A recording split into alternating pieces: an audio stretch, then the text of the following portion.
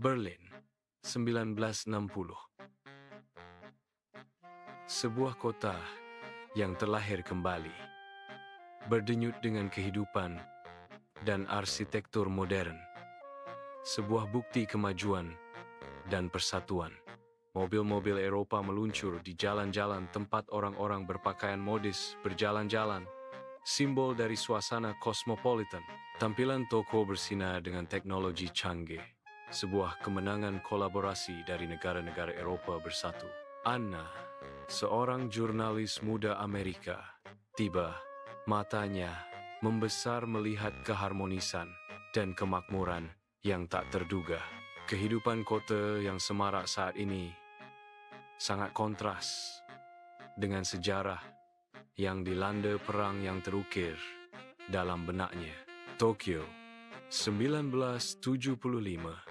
Gedung pencakar langit bertemu kuil kuno, perpaduan teknologi dan tradisi yang semarak di bawah malam yang diterangi neon.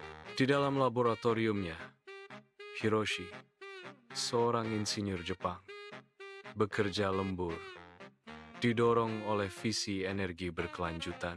Dia mengutak-atik teknologi canggih, mercusuar inovasi di negara yang terlahir kembali.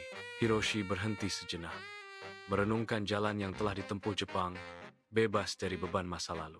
Wajahnya mencerminkan tekad yang tenang, fokus pada kemajuan yang damai dan masa depan yang lebih cerah. Lagos, 1985. Semarak dan hidup, tempat peleburan di mana pengaruh Afrika dan internasional berpadu di bawah terik matahari. Pasar yang ramai berdenyut dengan kehidupan. Para pedagang menjajakan barang dari seluruh benua. Sebuah simfoni perdagangan dan budaya. Seni dan musik meledak ke jalanan, ekspresi kebebasan dan identitas yang semarak di kota metropolitan yang berkembang. Aisha, seorang aktivis Nigeria yang bertekad memimpin protes damai. Suaranya membahana di atas hiruk-pikuk kota. Aisyah memperjuangkan kesetaraan dan keadilan.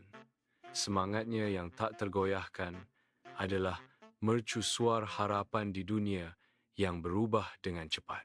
Dia berjuang untuk memastikan kemajuan Afrika bermanfaat bagi semua orang, didorong oleh visi dunia yang lebih damai dan adil.